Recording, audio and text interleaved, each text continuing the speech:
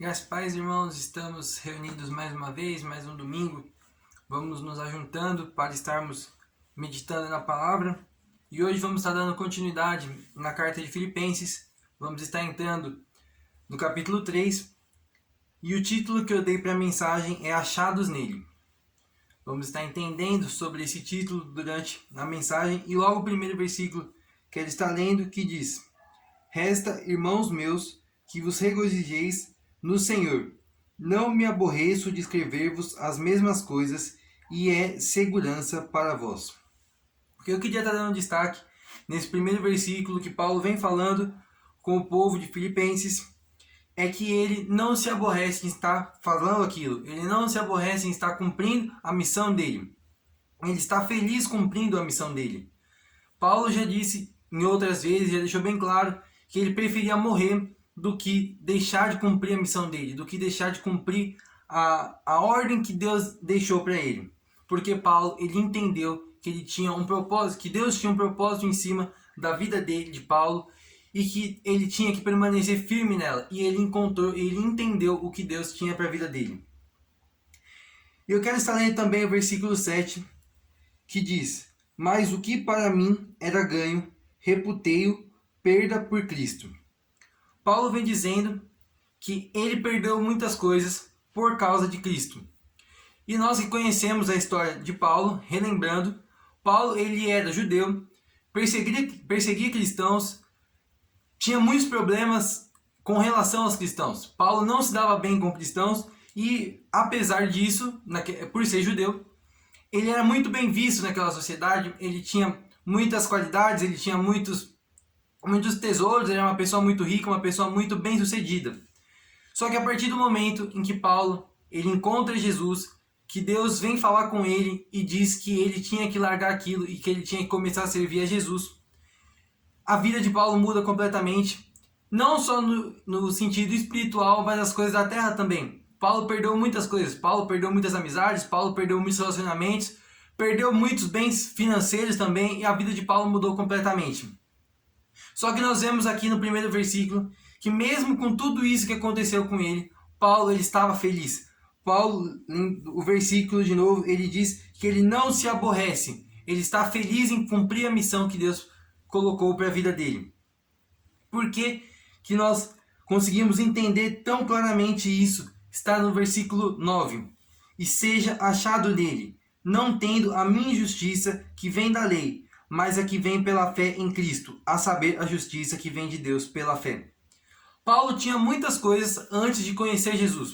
Tinha riquezas, tinha pessoas o tempo inteiro ao seu lado, pessoas bajulando ele o tempo inteiro, porque ele era uma pessoa muito alta naquela sociedade, era uma pessoa muito bem vista. Mas, mesmo tendo tudo isso que Paulo tinha, ele não se encontrava, ele não se enxergava no real sentido da vida dele.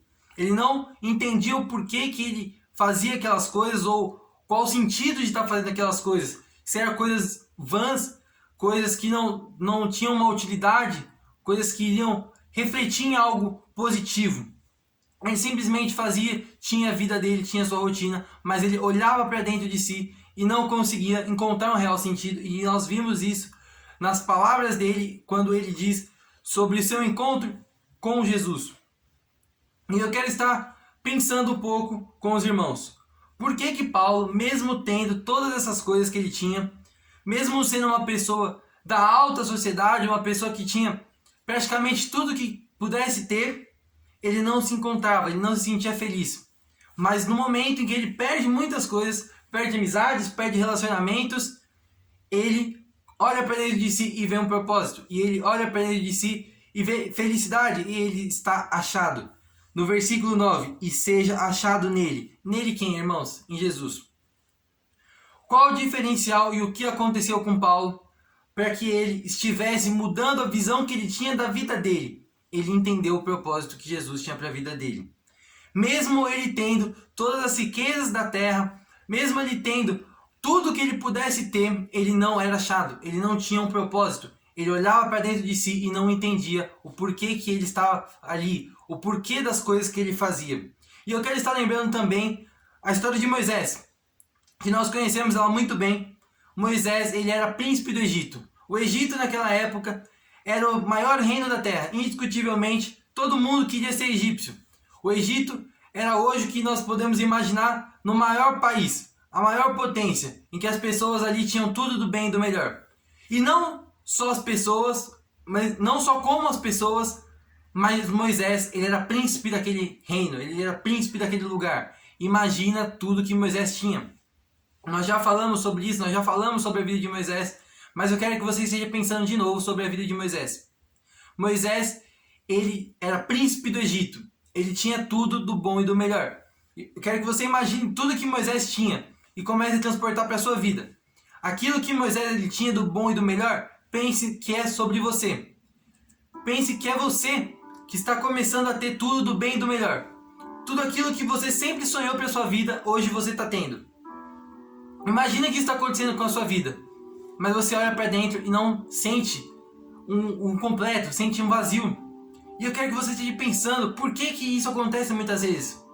Muitas vezes nós vemos pessoas que são ricas, que estão sempre rodeados de amigos, mas elas não encontram um real sentido para a vida delas. Elas olham para dentro de si e encontram um vazio. E era isso que acontecia com Paulo, que acontecia com Moisés. Mas no momento em que Paulo conheceu Jesus, a vida dele mudou.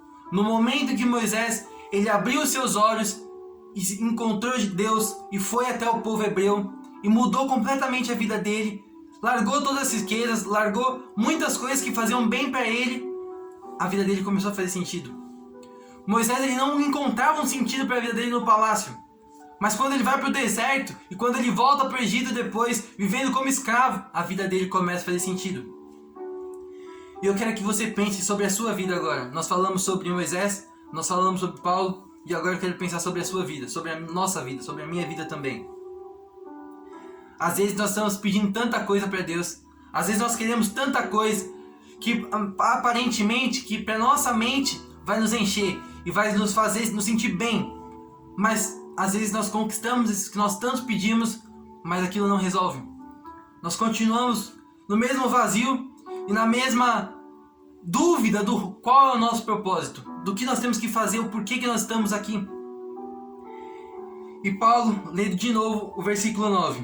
E seja achado nele, não tendo a minha justiça que vem da lei, mas a que vem pela fé em Cristo, a saber a justiça que vem de Deus pela fé.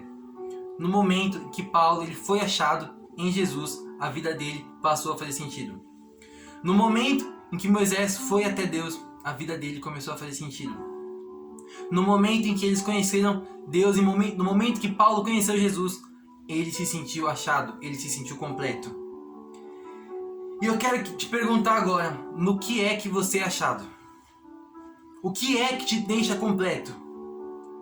E talvez um termômetro, para estarmos sabendo o que é que nos deixa completo, o que é que nós precisamos para estarmos felizes, para estarmos cheios de alegria.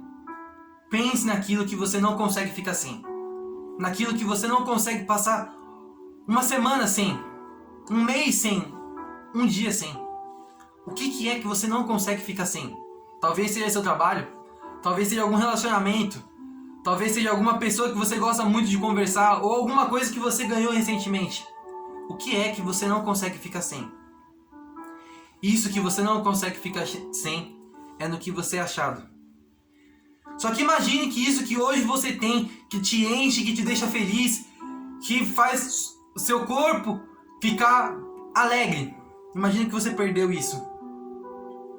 O que você faz? Paulo, ele tinha muitas coisas. Ele tinha tudo do bom e do melhor. Mas ele perdeu aquelas coisas para ficar com Jesus. E você, eu quero que você hoje esteja refletindo e que você esteja tomando a decisão de colocar Jesus em primeiro lugar. De que se você tiver que trocar qualquer coisa por Jesus, você vai trocar. É difícil isso, mas nós lembrando outra situação também com Abraão, que Deus pediu para Abraão estar sacrificando seu filho Isaac por ele, por Deus. Imagina a dor de Abraão, imagina como foi difícil para ele, mas ele foi, porque o primeiro lugar era Deus, porque a prioridade dele era Deus, e o que enchia ele não era o seu filho, não era sua família, não era seus bens, mas sim Deus.